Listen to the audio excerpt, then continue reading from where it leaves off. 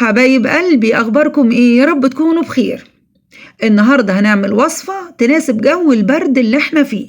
نقدر نقول على الوصفة دي ديناميت من الطاقة، فيها كمية طاقة مش عادية. لما تاكلي قطعة من الحلو اللي هنعمله النهاردة هتحسي كده بالحر في عز البرد.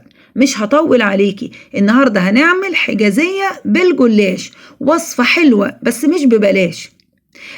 أنا من زمان قوي ما أكلتهاش، شفت شيف عاملها قلت أجربها بنفس الطريقة وبنفس المقادير بتاعته، واحنا بنعملها مع بعض هقول لكم على بعض الأخطاء اللي أنا وقعت فيها علشان انت كمان ما تقعيش فيها. بس إجمالا والحق يتقال، الوصفة كانت جميلة باستثناء بعض الحاجات البسيطة هقول لكم عليها. الكمية اللي هنعملها النهاردة هتطلع لك كمية كبيرة من قطع الحجازية بالجلاش.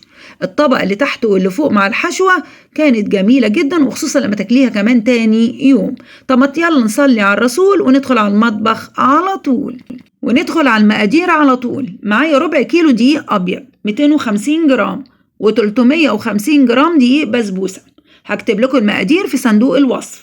هدخل الدقيق الأبيض مع الدقيق السميد، وهنزل عليهم بربع كيلو سمنة تكون طالعة من التلاجة، سمنة ساقعة، ويا سلام لو تكون سمنة بلدي. طبعا الأسعار نار، فأنا استخدمت سمنة بلدي مع شوية من سمنة كريستال.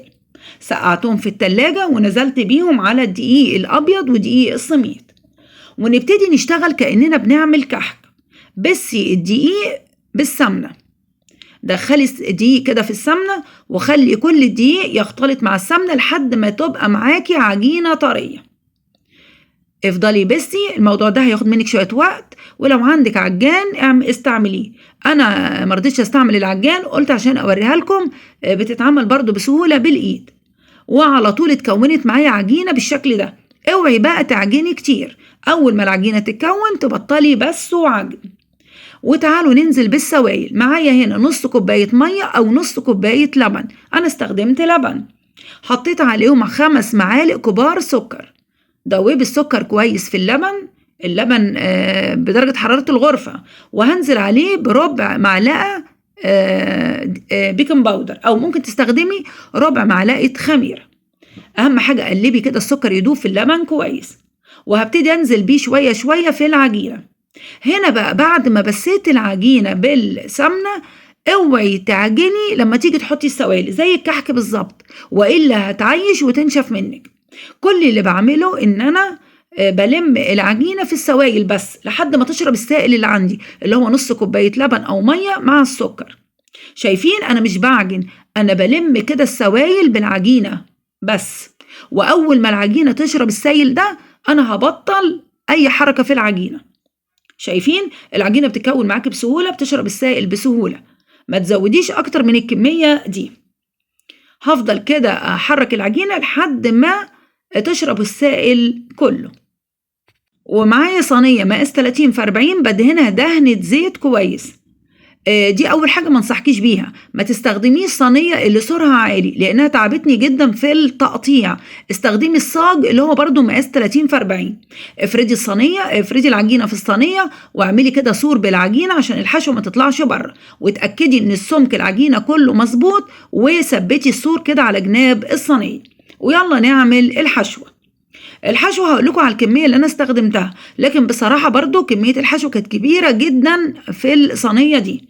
كانت عبارة عن 400 جرام من السكر، نزلت عليه ب 350 جرام من دقيق السميد، نزلت عليه ب 100 جرام جوز هند و100 جرام زبيب و100 جرام سمنة و100 جرام قرفة. ومعايا كمان 150 جرام من شربات البسبوسة، اللي هو الشربات اللي بيبقى خفيف طبعا بارد. همسك بقى كل الحشوة دي افركها كده ببعض لحد ما تتشرب السمنة وتتشرب كمان الشربات بتاع البسبوسة. هكتب لكم على مقاديره في صندوق الوصف. وده شكل الحشوة بعد ما عجنتها بالسمنة وشربات البسبوسة. لازم كده تبقى متماسكة كده مع بعض. وابتديت انزل بكمية الحشوة دي على العجينة.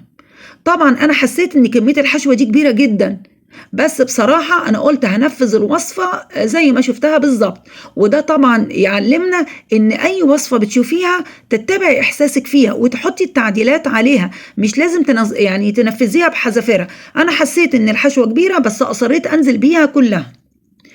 وجِبت بقى الطبقة الأخيرة اللي هو طبقة الجلاش، معايا نُص كيلو جلاش قسمته كده بالمقص نُصّين علشان ما يطلعليش بقى حتت على الجناب واقعد أتني وأعمل، ومعايا كمية من الزبدة. الزبدة أفضل حاجة تورّقي بيها الجلاش. وابتديت أنزل كده بطبقات الجلاش ورا بعض، وبين كل طبقة وطبقة مسحة من الزبدة. النُص كيلو كان مناسب جدًا الصينية دي. أنا بقى بصراحة خُفت أعملها في الصاج اللي سوره قصير، خُفت ما تكفّيش، لكن بصراحة كان هيبقى أحسن لو كنت عملتها في الصاج اللي سوره واطي. ودي كانت آخر طبقة من طبقات الجلاش. ضبّطي كده الوش، ما تخلّيش كده حاجة من الحروف باينة، وبسكينة حامية، أهم حاجة يا جماعة تكون السكينة حامية. ابدئي قطّعي على شكل بقى مربعات، سمبوكسات، مستطيلات زي ما تحبي، أهم حاجة تكون السكينة بتاعتِك إيه، حامية. هاقطّعها كده بالطول والعرض، أنا قُلت هاعملها مربعات، وطبعًا الصينية عشان سورها عالي تعبني جدًا في التقطيع. وحاولت كده إن الطبقات اللي على الوش دي ما تتحركش، وأي حاجة كانت بتتحرك كنت باضبّطها على طول لحد ما خلّصت تقطيع. يبقى لازم تستخدمي صينية سورها واطي وسكينة حامية. وأخيرًا قطّعتها وثبّتت كده الحاجات اللي اتحركت لحد ما الشكل بقى مضبوط كده. وأهم خطوة يا جماعة بقى مرحلة التسوية. هادخّل الصينية فرن من درجة 170 ل180، تاخد وقتها وراحتها لحد ما الوش يحمر. ولو الوش ما احمرش معاكِ ممكن تولّعي الشواية لحد ما تحصلي على الشكل الجميل ده. قد إيه طبقات الجلاش كانت مورقة وجميلة. على طول بقى والصينية سخنة، معاكِ شوية من بقية شربات البسبوسة يكون دافي، ما يكونش بارد، يكون دافي، وبالفرشة ترشرشي كده على وش الصينية. المطلوب إن بس الطبقة دي تبل طبقات الجلاش، مش عايزينها توصل تحت لطبقة الدقيق السميط اللي تحت. أنا عايزة بس بالفرشة كده على خفيف أسقي طبقات الجلاش اللي فوق بالشكل الجميل ده. ومن الحاجات اللي بانصحِك بيها إن أنتِ تسيبي الصينية لمّا تبرد تمامًا، ما تحاوليش تقطّعيها وهي سخنة ولا حتى وهي دافية. سيبيها لمّا تبرد تمامًا ويا ريت كمان لتاني يوم، علشان تحصلي على قطعة شكلها جميل ومجهودِك ما يروحش على الفاضي. بصراحة طبقة الجلاش كانت مورقة جدًا زي ما إحنا شايفين، هشة لدرجة ما كانتش مستحملة إن أنا ألمسها. الحاجة الوحيدة اللي زعّلتني إن أنا ما اتّبعتش إحساسي لمّا حسيت إن كمية الحشوة كانت كبيرة جدًا. فعلًا كانت كبيرة، مش مناسبة مع طبقة الجلاش اللي فوق ولا طبقة الحجازية اللي تحت. يعني لو هتعملي الوصفة دي تعملي نُص المقدار اللي في الوصفة. لكن بصراحة الوصفة كانت رائعة فيها كمية طاقة غير عادية، والقطعة لما باتت لتاني يوم احلوت وتماسكت بالشكل ده. ودي كانت وصفتنا النهاردة، أتمنى إن انتوا تجربوها. سبسكرايب وشير ولايك وتابعوني مع سماسم في